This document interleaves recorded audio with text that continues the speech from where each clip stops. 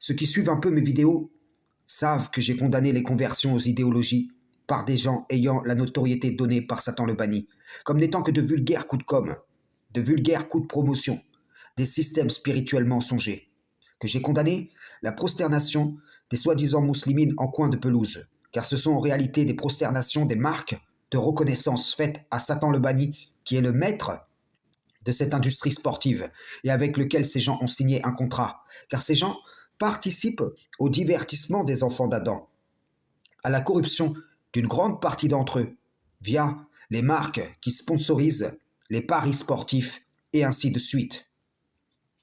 Vous aurez remarqué que les ruses de Satan s'imbriquent les unes avec les autres pour former son monde. Ce qui est grave, ce n'est pas forcément le sport ou la musique en soi, mais l'usage qui va en être fait. Si ton sport ou ta musique contribue au système du diable, alors c'est une occasion de chute pour toi. Et tous ceux qui seront atteints ou qui y participent d'une façon ou d'une autre. Le diable banni va exploiter le sportif et le musicien, chacun selon ses capacités. S'il a plusieurs cordes à son arc, c'est encore un meilleur client. Et pour avoir mis au service de l'industrie du diable des capacités qui lui furent données à l'origine par le Créateur, il sera récompensé par le vil prix du faux brillant de ce monde, et ce sera pour lui l'embellissement de sa mauvaise action. Il y a des imams, des savants, entre guillemets, qui savent ces choses, mais qui se taisent, car via leur adhérence à leur dogme, ils trouvent plus profitable de se taire en vue de la prospérité de leur idéologie. Plutôt que de dénoncer, sachant qu'en dénonçant, ils risquent de perdre la promotion gratuite que leur aurait faite la conversion d'une personne connue. J'ai dit promotion gratuite, mais en réalité, ils récolteront le salaire de leur infidélité. N'en doutez pas, ces gens dans le sport, la musique ou les sectes religieuses sont dans la main du diable animé de l'esprit de ce monde. Si la chose est clairement mauvaise, ils ferment les yeux. Ils élaborent des ruses pour contourner les règles, de sorte qu'ils changent le mal en prétendu bien. L'esprit du monde corrompt le cœur des hommes. Et ils regardent les choses à leur surface, aveuglés sur les raisons profondes du mal.